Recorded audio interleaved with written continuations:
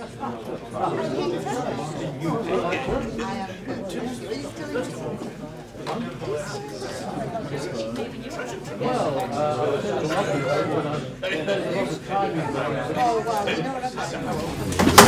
it says 12:30 on the clock, so we'll make a start. I have to start by reading that.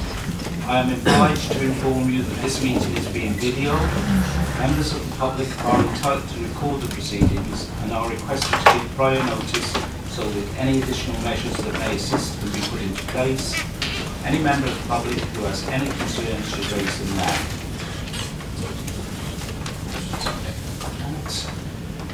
Right, so item 1 is apologies for absence.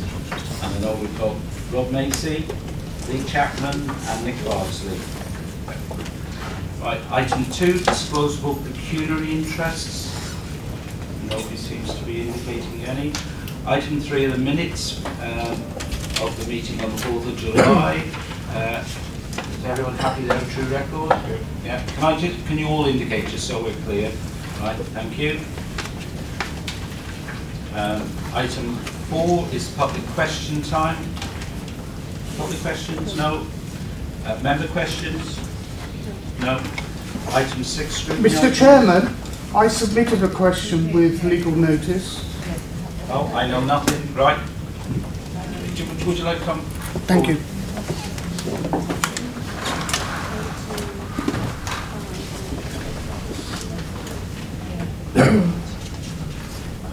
You got that this morning? Right. Yeah. Right. So there's a question, the Mayor of Ludlow, Councillor Tim Gill. Yeah, apologies. The Mayor of Ludlow, Councillor Tim Gill, and myself met Councillor Davenport in Ludlow on 16th of July to discuss proposed changes to parking charges in Ludlow. This meeting was arranged after Council Leader Peter Nutting, an officer, spoke on local media supporting the amelioration of the parking regime in Shrewsbury. After the meeting, Councillor Davenport said he had proposed changes to officers. What are those changes? Are they incorporated in amendments to the Cabinet papers today? Can I respond to that? I think if you wait till we deal with the item, you will find what's being proposed, and it is slightly different to the officer report. I'm content to wait then. Okay. Right. Scrutiny items? No. Right, so item 7, Treasury Management Update 44, Councillor David Millery. Yes, thank you, Peter. This is the quarterly report on which looks at the success or otherwise of the investment programme. And obviously the recommendation is simply to note and accept this report. It sets out clearly in a lot of detail what it is that the team are doing. It's pleasing to note that despite low interest rates prevailing everywhere, nevertheless we did manage to produce an extra £52,000 income during the first quarter. So I just move the report. Okay, I'm quite happy to second that. I think it's pretty straightforward. Any project? Thank you, Chairman. Straightforward, yes. I note that there's £92 million in investment at 0.61%, I think, in the report, which is about £30,000, £40,000. Inflation is running at 3.1%. Repeat that, 3.1% in November.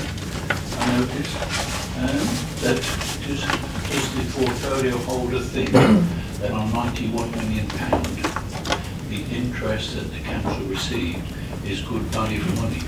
Or should the council have invested some of that money in a secure, risk-free investment, which I'm sure, like housing, would give a far, far better return than this, than in the risk that is posed by investing £51 million in a shopping development? Yes, thank you, Leader. It is very difficult to disagree with anybody who says that the return on that we're getting is insufficient, because clearly it is. But this council does have plans, it does have a strategy to invest in a number of things, some of which, or most of which, are not yet ready for public discussion. But plans are in place to ensure that this authority has a lot more risk-free income in the future than it does now. I'll let you come back. Well, thank you, Chairman. 3.1% on £90 million is just under £3 million. So the investment in real terms has gone down. If the inflation stayed at 3%, by £3 million for what it could buy out in the open market, and all we have is a few £1,000 in interest. Is that correct investment? Can I just ask James to intervene a little bit, because this money, we are restricted where we can invest it, and we can't just go out and spend it willy-nilly. So we do have to be careful, and I think James can explain that. Okay, I suppose just a couple of points. I mean, can't argue with the inflation levels. We also can't argue with the base rate that the Bank of England sets, and therefore that sets the level of return that we can take on these investments. And just like everybody else in the country, if you've got a savings account, you're losing money compared to the rate of inflation. You have to remember that this is cash. This is not spending. So we're talking about the money that you would have in your bank account at home, that you're not going to go out and invest in something else if you need that money to pay your bills on a regular basis. So when you bear in mind that we're looking to use reduce levels of reserves over the next few years, we've got lots of money in various places, all of which is committed to be spent. That cash balance is going to go down, and our Treasury policy is very clear that we follow the correct approaches for that, which is security, liquidity, and yield in that order in terms of investments. We are not willing to increase our level of risk to chase a higher return, which from a Treasury investment point of view would probably be in the very low percentages, 0.1%, 0.01% for a higher level of risk, which potentially means that we would lose some of that capital. So there's a difference between spending that money, which is where we look to invest that money in an asset or whatever, but that has to be accounted for as a spending decision, not just as an investment decision, which is temporary and never exceeds more than 12 months within our policy. David, I don't know if you want to add anything to that. Simply that it's always easier to sit outside and make suggestions when you know you don't have responsibility for delivery. I'll let you come back one more, but that's all. Thank you, Chairman. There were proposals put back about street lighting and LED investment, which would give a far, I can't say how high the difference it would make in the investment return to 0.61%. Can I make it plain? I'm not criticising officers. It's a policy set by the Cabinet, and it says investment priorities as the security and liquidity of its capital. So the Cabinet set its policy, and the officers have to interpret that. And for 5, 10, and 8 years, I've been on about invest to save. And the policies of the Cabinet and the previous Cabinets have all been to just put it in the bank, hands in the pockets, and just take what the bank wants to give us. Only life is that simple. Right, so this has been moved and seconded that we know the report. Everyone happy with that? Can I see? Just so we're clear. Right, thank you. Item 8, minimum income guarantee, outcome of consultation. Now the lead members, Councillor Lee Chapman. Lee is on holiday this week, so Leslie, I believe, is going to present it, and then we'll ask Andy Begley what to say. Thank you, Leader. Just to give you a little bit of background information, the minimum income guarantee for people of working age has always been set at the government's recommended level, whereas the minimum income guarantee for people of pensionable age is set higher than the government's recommended level. This has meant that people of pensionable age in Shropshire have been able to keep more of their income before being charged towards the cost of their care than other groups of people in the county. With our adult social care costs continuing to increase, at Cabinet on the 21st of March, we agreed to consult on 2 options for lowering the minimum income guarantee. Following this consultation, this report before you recommends that the Council set the minimum income guarantee for people of pensionable age in line with the statutory minimum income guarantee level for the council to be seen as consistent in its approach to charging for care. People who receive care, which are funded by the council, are supported through a financial assessment to see if they can afford to pay something towards their cost of care. If a person's income is very low, they will not be charged anything. This financial assessment process protects the people who are most financially vulnerable. Proposed changes to the minimum income guarantee will therefore only affect people who have been assessed as being able to afford to pay towards their care. I've moved the report, and as the leader said, I'm very grateful that I have the Director of Adult Social Care and the Director of Finance sitting with me to answer any points raised. And I'll second the report, so Thank you. it's live. Roger? Thank you, Chairman.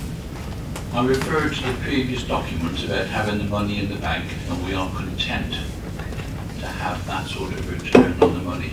And I note that in the minutes that have just been approved, there was a statement there which says the leader stressed that the council is working more efficiently and spending less, with many of the savings implemented having little or no effect on public outcomes. We've got pensioners here, and as it says in the back of the report, option 1, but we're going for option 2, a single person will have £4.74 a week less, and a couple will have £3.35 a week less. So inflation, 3.1%, we're doing something so that the ones who are just above this minimum income guarantee, and it means that's a basic that is needed to actually live on, are having a deduction made which is greater than their pension. They are having to find £4.74 a week more if they are having care at home. And also if a couple are having to have an income of £3.35 a week less than what they're getting now. Is that fair? Is that equitable? Is that looking after the more vulnerable people who are living in Shropshire? No, it isn't. We've got £90 million in the bank, and we're content just to sit there and watch it dwindle in value. Can we stick to inflation. this? Can we stick to the subject? I don't know whether Andy wishes to comment. No? No? Right, it is what it is. Right, and this has been discussed several times before. Claire. Thank you, Leader. I wasn't going to say anything. However, I know Roger likes at least 3 bites of the cherry. This has been through Chairman, scrutiny. can I request the standing orders and the Constitution be looked at about treating members with respect, please? Carry on. This has been through scrutiny, Roger. This hasn't. Today's hasn't. This has been looked at by scrutiny, and I just wanted to make that clear to Cabinet. And we are faced with tough decisions, but I think the option 2 is probably the fairest for everybody. Thank you. Okay. I'm going to let you come back once. Correction, Chairman. The reduction in the minimum, or the failure to increase the minimum income guarantee last year went through scrutiny. This has not gone through scrutiny. It's the one last year where it was proposed that the Shropshire Council not increase its minimum funding guarantee because the government didn't increase it, but it stayed where it was. This, as far as I'm aware, has never gone to scrutiny. Alan?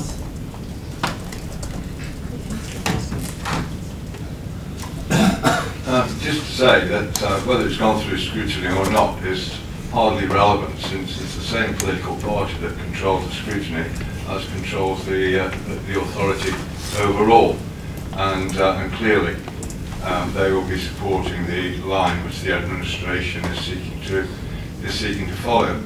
Is it correct in that there's 2 options been presented? One is has more serious effect on people's income, disposable income, than the other. One is in line with the save of £200,000 that is required in the budget process. One is twice that or more, and you've gone for the one that is twice that or more, rather than the one that the budget requires, and one that is more favourable to the people that are going to be using the care. Why? What is the I think that's a fair assessment, but I have to say what we're going with is what nearly all the councils in the country are going with, and which the government guidelines are suggesting. I'm concerned about the situation that people have been under in this county for a number of years, and that you are going to make their economic circumstances worse than they've been for a number of years by changing these rules. And I'm asking, what is the logic, or what is the requirement that's led you to adopt the more rigorous option 2 rather than option 1? And I've explained it's because that's what nearly all the councils in the country are doing, and these are where the government are expecting us to go. Right, so that's moved and seconded. Can I see all those in favour, please? Right, that's accepted. Over the page. Development of specialist educational needs and disability resource provision within schools. Now, the lead member is Nick Barsley, who is also on holiday. Steve Chalmers is going to present the report, and then I'm going to ask Ed Potter, and Madge may want to speak as well, but Ed to say something. But we'll start with Steve. Thank you, Leader. I offer to move this report, seeing that one of the proposed hubs is in my ward. It seems a very positive development locally, and I gather that is the case across the county. I don't know the wider details of the report, so I'm hoping that Ed's well briefed on it, but I'm certainly happy to move it and fully support it. I'm looking for Karen, but I'm sure Karen's around as well. I'll second the report so it's live. Ed, do you want to start? Yeah. As we've already heard, this is a positive story and a decision I hope Cabinet will be fully supported of. The proposal comes to Cabinet following the decision by the Department of Education to allocate all local authorities a capital sum of money to develop the special educational needs provision across the county. For Shropshire, this means an allocation of £616,279 over 3 years. Whilst this is not a huge amount of money, it is very welcome to the county and gives our limited specialist provision and will provide vital extra places for these children in Shropshire. A needs analysis was undertaken and a wide consultation with the sector took place, including with schools, parents, carers, and resulted in strategies set out in the report and proposed the future development of specialist hubs attached to mainstream schools. The schools were invited to put themselves forward for these developments, and the report contains the details about 4 schools that the Council is proposing to develop in this phase. More local provision linked to mainstream schools is positive for many children. They will be able to be educated alongside their peers, will be able to access their education closer to their homes, reducing travel times and expensive transport costs, whilst also reducing the impact on the high needs block of the dedicated schools grant. Formal consultation is required to put these changes into place. Consultation has already begun for 1 school, and Cabinet is asked to approve the move to consult on the other 3 schools and delegate the final decision to the Director of Children's Services in consultation with the portfolio holder for children and young people. Anyone's got any questions? If not, Karen, I'm sure, can help me out. Right, just there is a long report here. And there are recommendations on page 2 of the report. I was just trying to tell everybody where the 4 schools are. I know there's Whittington, I know there's Nestcliff, Bishop's Castle and Bridgenorth. Yeah. Just so there's no doubt about where we're talking. And it is a positive move forward, I think. Karen, I'm sure you'd be happy with it all? Oh, absolutely. And I think Ed said it all really. This is a positive development for us. We do need to see more specialist provision for our young people. And this means that they can be educated in smaller groups with much better sensory provision and closer to their home and with their peers. So we're really pleased with this. Ask Cabinet to endorse. Thank you. Okay, thank you. Madge.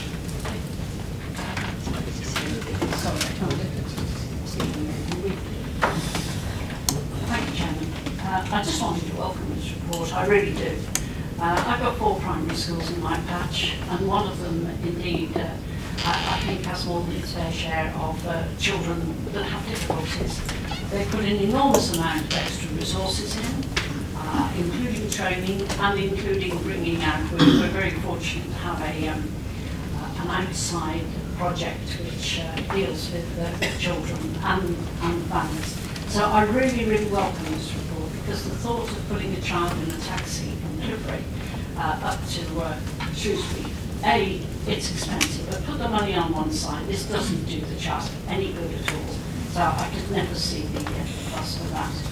I know one of my primary schools has expressed interest, and I sincerely hope in your next phase that you will consider that, because we do have a particular cluster in our area, and that's maps 2 and 3. If you have a little look, you will see that we've got that cluster. So I just urge when they're looking at the next phase to be sure that you look onto the primary school, because they are more than willing, and they already have a considerable amount of trained staff in place, and I think that's quite important. Thanks, Chair. I'm sure Karen's taking note of that. Okay. Right. Any other comments? Oh, Roger. Yeah. Thank you, Chairman. I see statistically 171 of our children attend out of county, as it is called. But welcome the report. I don't think it goes far enough, but I welcome the report. But I do note that on page 79 of the supplement that was there, option 4, a new preschool for pupils with social, emotional and mental health difficulties should be had. The council supports that, but there's no time scale or anything in it to actually show when that may be.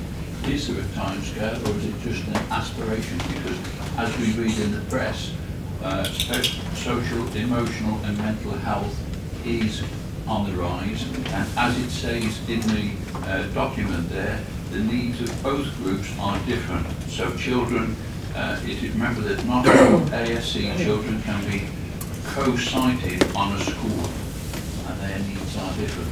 Something I've advocated for a long time, but I would urge that is to receive priority, and is there any time scale? Karen?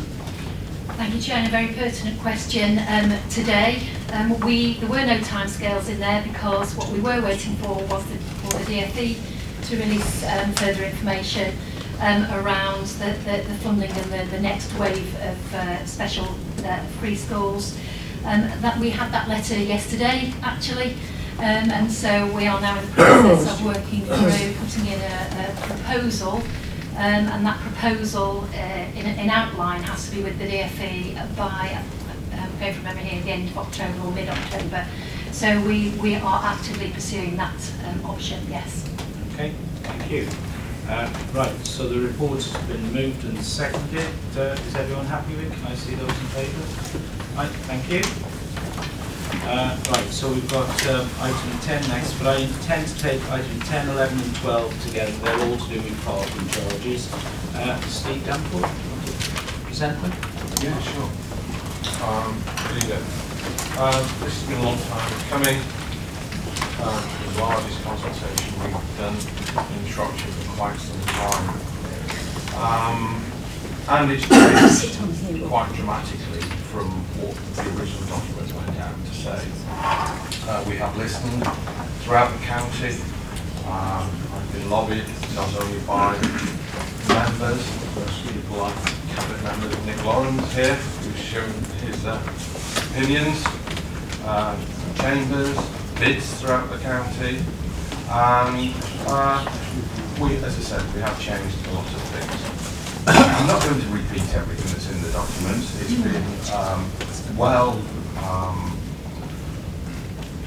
been it's been out there in the press, and a lot of times it has been wrong. In fact, in Shrewsbury, the bid sent out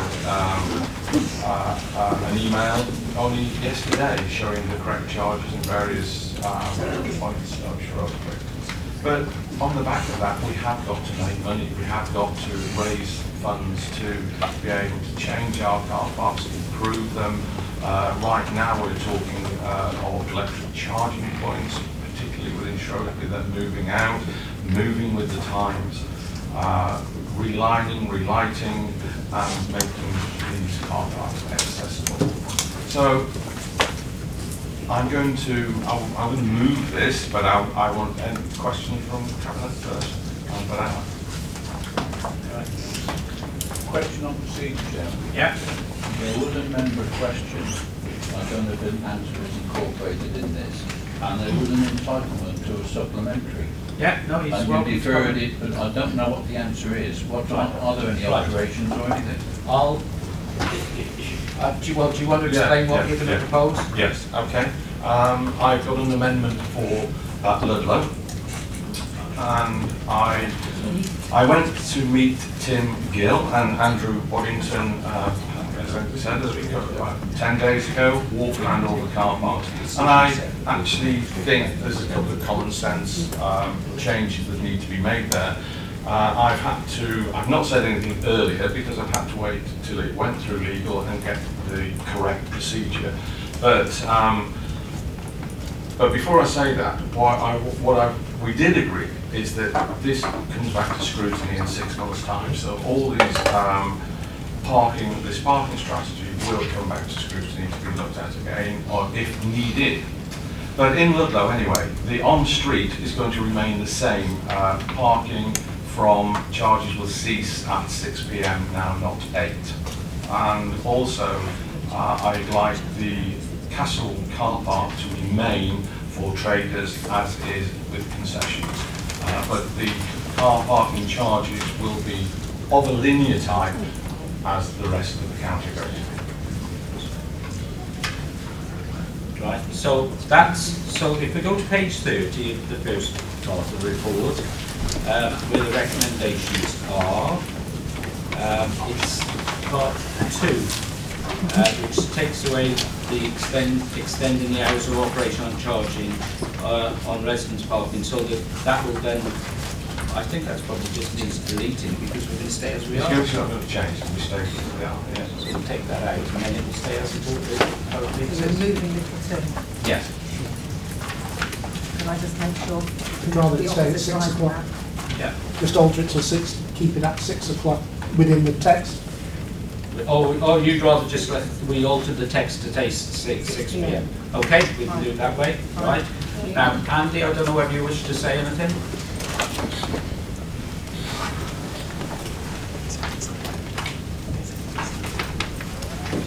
Thank you, Chair, and thank you for the points that we are still very committed to Castle Street being short stay.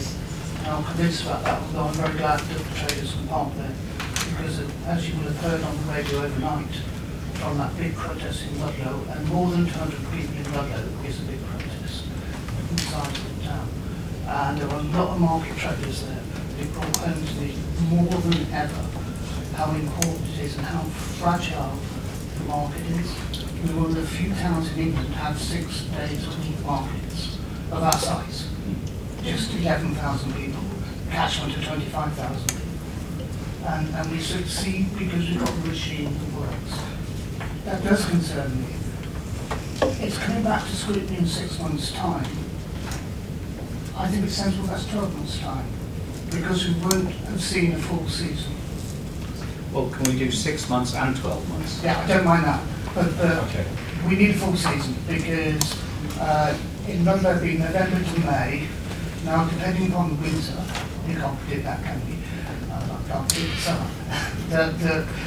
It could be a catastrophic winter, and we won't pick up any figures. We won't know whether it's the weather or whether it's the parking machine. Okay. So, 12 months' time we'll have done the full sample, and we can assess it, but I'm happy to both. Well, I'm happy with that, but whilst I agree and I see your point of view of short stay and Castle car park, but actually how linear works, it's neither long stay nor short stay. People will park there for as long as they need to, and I do have a little worry that perhaps people will take advantage of that and stay there all day, but only time will tell. I think that car park, apart from trade, is a quick turnover car park. Yeah, we don't have a meeting of minds on that, but we'll have to come back to that when we review it. Okay, right. So if we do page 30, the recommendations on page 30 first of all. Yeah, report 10. Yeah. me as Blair's making sure I'm clear what I'm saying. Right, so we're on report 10, page 30, there's the recommendations, just the alteration on little 2 to 6 p.m. instead of 8 p.m. on that one, and the rest stay as it is. I'm just trying to think if we need within that recommendation to do anything about market traders. I don't think we do. I think that applies in a separate report. Yeah. Right. One last thing on Ludlow, and I did agree while I was there that Upper Galeford does need relining. I think there's a possibility of an extra 30 or 40 spaces there, which obviously is more of an income to the council, and it's near the doctor's surgery, and I do believe the streets need lining, which will create more spaces in itself. Yeah, I agree. Because like you, I've been in Ludlow quite a bit lately, just keeping an eye on things, and I think we could be clearer with the parking spaces. I don't know whether it's up at Galeford or up at Galeford. Anyway, we know why we're talking about. But on that note, I'd like to move the strategy. Right, so we're doing the first, we're doing item 10, the recommendations on page 30, as slightly amended. Can I see all, oh, sorry, Alan, do you want to talk quickly? Well, yeah, just on the point of the change, I'd like to speak more generally about this that were made. But could the portfolio holder say why a walk around Ludlow with the local councillors resulted in this change from 8 o'clock to 6 o'clock? And would he like to come and walk around Shrewsbury with me tonight, I'd already so that we can get a similar change taking place in the proposal for Shrewsbury? Alan, I've walked around the rest of the county except for Ludlow, I have to admit that. But we have changed in Shrewsbury, particularly around the Frankwell. I'm interested in the on-street parking and the well, change in the loading days. That's going back to the point 2.1 dotted 1. There's a similar point to the changes that have just taken place. That is going back to the original proposals for Shrewsbury. The idea of Shrewsbury is to actually minimise the on-street parking, to be able to people to park in the car parks cheaper than they were originally the original proposed strategy. Yeah, but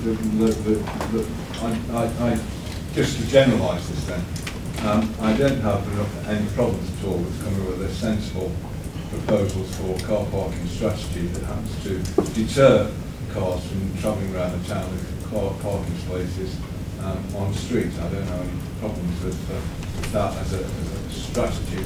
You've yet to, of course, to completely implement the suggestions within the Big Town Plan on the 3-point entry, and certainly Castlefields and that line of entry is a weakness in the strategy. But there is obviously concern within the town centre. I think particularly the state of Shrewsbury town centre at the moment is more like a war zone than a shopping centre in parts, and dealing with making statements about it at the council tomorrow. But it would be, I think, of great value to the traders in the town that you suspended any change in the hours of operation of the charging regime until such time as the improvements in the town centre are completed. And I would ask you seriously to consider having an addendum to these recommendations that delays the on-street parking charge changes until after the completion of the current works which are going on throughout the town centre. Right, Roger, you want to say something? Yes, Chairman. On this report, on page 35, and I'd like to hear the views of why the West Mercia come out with this statement. Under 637, it states, there is a view, including that of the West Mercia Police, that the introduction of these extended restrictions and charging could result in people starting to park dangerously to avoid payment. And then there's a bit about better enforcement. Parking is Shropshire Council. We do not have enough enforcement officers. Are we going to employ more? Because if one goes around Shrewsbury and other market towns, you see a lot of people ignoring them. Is this going to cause more problems? Obviously the police are very concerned about the proposals, as I am, because the parking charges are going to be way, way above inflation. I watched the objections in the square in Shrewsbury last night. many supported the free parking. I don't think we can have free parking, but I certainly advocate far, if not no increase in car parking charges because of the retail revolution which is going on at present. We want our shops to be vibrant. We want our evening economy to be vibrant at all hours of the evening. We want people to come to not only Ludlow, but Shrewsbury, Wen, Whitchurch, Oswestry and all the others. And is it right that we should be increasing car parking charges except we want the money, or Shropshire Council wants the money? And I note this comment again that's in the minutes about a leader, little or no effect on public. Parking is. You've seen 2 public demonstrations and I think you will see more. But the West Mercia Police, I think, is a very important comment there, that they are concerned that the road conditions will become more dangerous as a result of what's being put forward today. Right, I'm going to move on. Now, if we want this to be looked at by scrutiny within 6 and 12 months, do we need to actually make that as part of the report, or will I not? That will be a matter for scrutiny. Is there going to get any reply? What West Mercia Police have actually stated in they're not the here to report? reply. What? Officers who've looked at this, or members? No, sorry, if the police really want to say anything, they'd have come and sat here and just said it. Right, I'm moving on. So there's the recommendations as slightly amended, and it'll be the scrutiny to call it in, and I'm sure Claire and the various scrutiny chairmen will sort that out in 6 and 12 months, so we review everything we do there. Right, all those in favour of the recommendations on page 30, which is item 10. Okay, that's clearly passed. Right, now we move on to the next set of recommendations, which are on item 11, they're on page 93, and over on page 94. Any comments on those?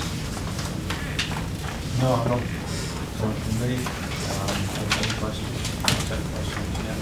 The only thing I would say, I think it's in this one, which is this the one that's changing, Frank? Well, so that we're not charging in the evening after 6 o'clock. That's right. So let's be, and we did that in response to some of the traders and the bid, who have actually supported what we're doing. They asked us, and we did respond. So we have listened.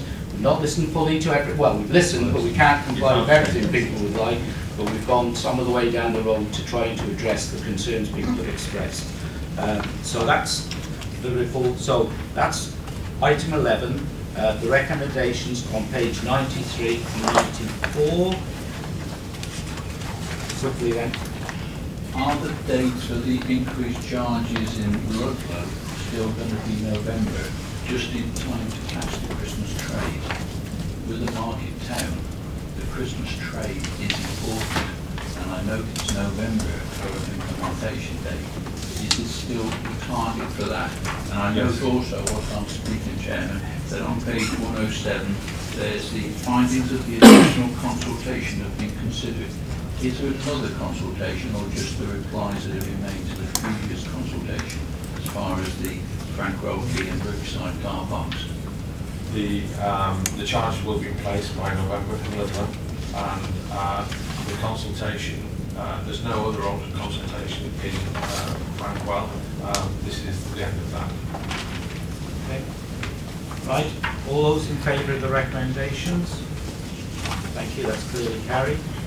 And then there's report 12, which the recommendations are on separate paper. Let's make sure I'm in the right place. They're on page 185, and this is the New Parking Strategy Framework revisions. So this is item 12. Recommendations on page 185, and they go over onto page 186 as well. Now, is this the one? Do we need to say anything about the traders in Ludlow at this stage, or? Yes. Number 3. Right, Chris, do you want to just come and explain us?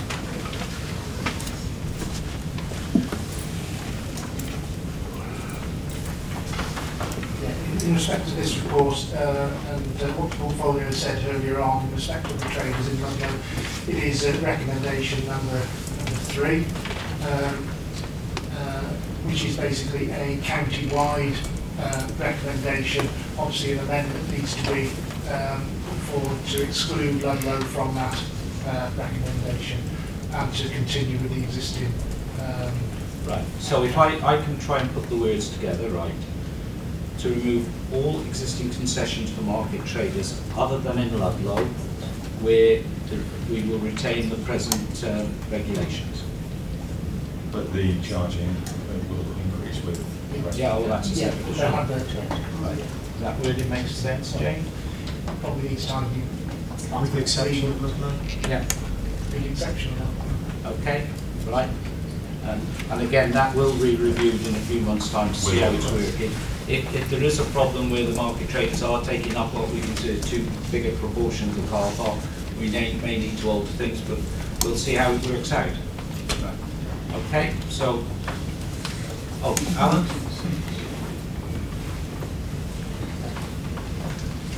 Yeah, just to reiterate what I was trying to say earlier on, is that there are some valuable aspects of this, and I think it's a bit of a misnomer to call it a strategy. It's an operational plan to increase income and slightly improve conditions on some of our car parks.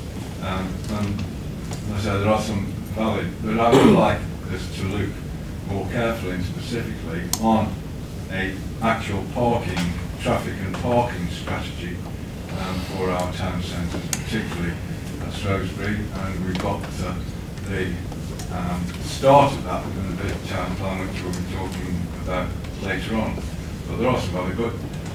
As a riser to all that, I would just say the way in which this has been presented to the public and the way in which it's been portrayed, the way in which it's been sold and then some spin, is a complete and utter dog's breakfast. To go out to 2 lots of consultation on this is a bit of a farce. I don't think people fully understood either what was the objectives of it, other than to raise money, and still don't understand what those objectives are, and are concerned about the immediate impact of it. And that's one of the reasons I was suggesting. I do wish you'd think about it more seriously.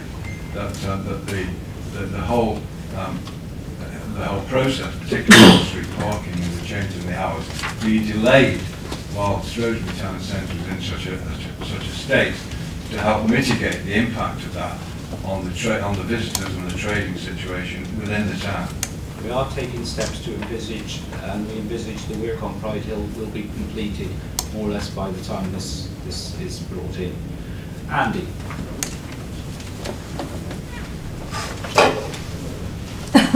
Only don't need to go, Chris, because you may need to answer this. I was slightly confused then with the Ludlow market waivers on Colson Street car park. What we suggested, the traders will continue to park there, which is fine. They can anyway under the regime unamended as you propose it. But Steve, I thought I heard him say the charges will go up. The critical thing is that they do it for £2 a day, and that's traders' margins, and it's nearby, it's cheap and it works. It's not free like Leominster or other towns, but it's low cost. So let's clarify on that, Steve. Traders will remain the same. Car parking charges in Castle Street car park will change the same as the new charging through as agreed original consultation in the county, but the car parking traders restriction will stay the same. So just be £2. I thought they were going to be £4. Just to be clear, there's two different rates most of the year. I think from April through to November or December, it's £4. Yes. And then you're for January, February, March, it's £2. It's split. Yeah. There's no change. Yeah. Okay. Right. Thank you. Clear on that. So we've got the recommendations. All those in favour, please show. Right. With the slight amendment. Right. Back there. I have to make sure legally we're doing everything correctly.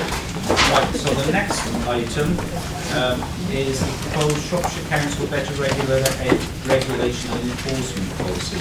Good. So, The report before Cabinet. The report before Cabinet relates to a revised better regulation and enforcement policy sets out the Council's approach to regulation and the principles to be used to secure compliance across all council functions and service areas. The policy makes it clear that the Council aims to achieve compliance primarily through advice and guidance. Escalation to inform all calls for sanctions are considered where the advisory approach fails, or when there is a risk of significant detriment or harm and more robust enforcement action is required. There is a continuing emphasis on the need to target regulatory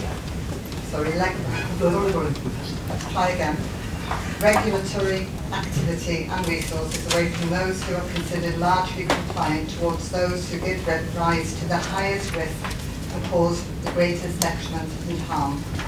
The policy demonstrates that the Council takes its regulators' role seriously and that it will work with businesses and the community to secure compliance. It creates transparency for all stakeholders, providing the manner in which the Council intends to operate through promoting consistency and proportionality in all aspects of regulation. It demonstrates the Council's commitment to compliance with the Regulator's Code, which has its base in legislation and has been updated to reflect this code, as well as incorporating civil penalty sanctions. The principles of the revised policy remain the same as those out in the current Better Regulation and Enforcement Policy, which was adopted by Council in February 2014, and does not change the approach to be taken by the Council when considering or undertaking enforcement activity. Cabinet members are asked to agree the adoption of the proposed Better Regulation and Enforcement Policy as detailed in Appendix A with effect from 1st of September 2018. I should say the key message is educate and promote for better behaviour, enforce when this does not work or there is a strong need to protect the public. And that's it. Thank you. Right. I'm happy to second. I think, Roger, quickly, because this really is very much straightforward. I'll give a quick one. It's the old trading standards, I presume. This is what I used to refer to as trading standards. But I see there's no financial implications. Are numbers of staff employed going to remain the same? We're actually looking at it at the moment, and we are short of enforcement officers, and we will be looking at in relation to the policy. So you gentlemen going to bring them up to what maintain those numbers of what they We are looking at that at the moment. Okay, right. All those in favour of the report? Right, thank you. Item 14, review of the Public Spaces Protection Order for Shrewsbury Town Centre. Joyce? Thank you. The Cabinet approved the Shrewsbury Town Centre Public Spaces Protection Order 2017 on the 21st of June 2017, and it came into effect on the 1st of August 2017. The order is produced as Appendix A to the report. The order was approved on the condition that an update on its use would be brought before Cabinet after an initial 12-month period of operation. The report before Cabinet provides the requested update. The information contained in Appendices B, C and D provides summaries of the data that has been considered for the purposes of this report. Appendices B and C identify the behaviours and incidents that have been reported since the order was implemented and match them to the specific behaviours that are controlled by the order. Appendix D sets out the actions that have been taken under the provisions of the order. Overall, the data indicates there is a continuing need for the order to remain in force and that the police are actively using the order to address low-level antisocial behaviour. Cabinet members are asked to accept the position that is set out in the report and agree that the Shrewsbury Town Centre Public Spaces Protection Order 2017, as set out in Appendix A to the report, remains in effect in accordance with the provisions of the order. I should remind everybody this was agreed by Cabinet and it's here for review, and it's supported by the Town Council and local community and police. Okay, Alan? Yeah, clearly it has some value, although I think some of the expectations that people had about the actual impact of these of this provision were grossly inflated, and clearly, as we know from recent news and those who use the town centre regularly, the problems are getting worse rather than better. To some extent, this is a consequence of reductions in budgets for mental health and problems in the treatment of those who've got mental health problems, and also, as we're aware, underfunding of mental health, and also underfunding of the sort of organisations and the regimes that seek to treat those who have drug and alcohol problems, and the associated difficulties that they find themselves, quite apart from the underfunding and the lack of any decent policy on social housing and housing per se. The whole collection of things, well outside the control of any local or any prohibition when they're on the streets, that need to be put right. That's a consequence of government policy, of cuts, and a regime of austerity that's causing people to find themselves in the circumstances that they are, that give rise to this sort of provision. But just on this provision, it is clear that if it's got some marginal impact, it is in causing some of the individuals concerned to move out of the prohibition zone into the fringe of town centre areas.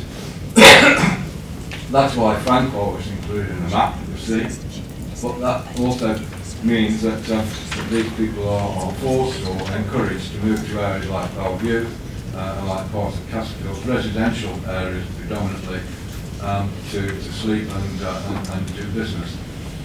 So I would say that as an addendum to this, quite apart from supporting this, given the marginal benefit, that there is consideration given to extending the limit, the geographical limit of this provision to the fringe of town, certain fringe of town centre areas, and I would ask you to take that forward. Okay, I think we can think about that as we go forward. Dean wants to say something.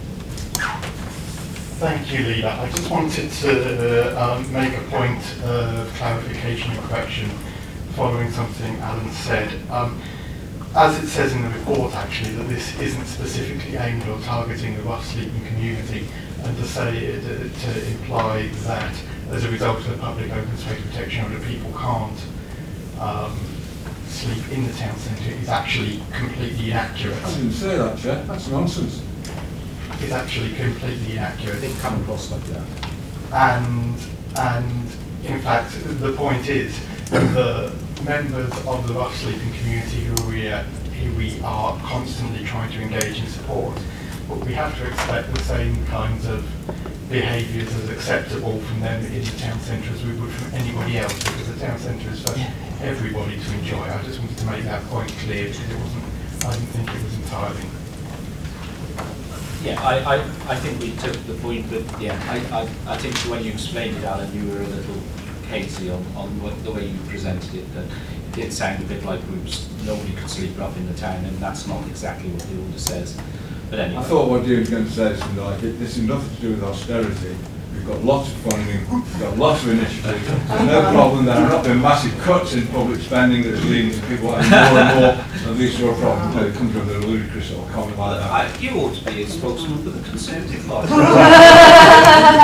Right, all those in... Well, if I did say those things, I'd be lying. Most Conservative parties here at the moment.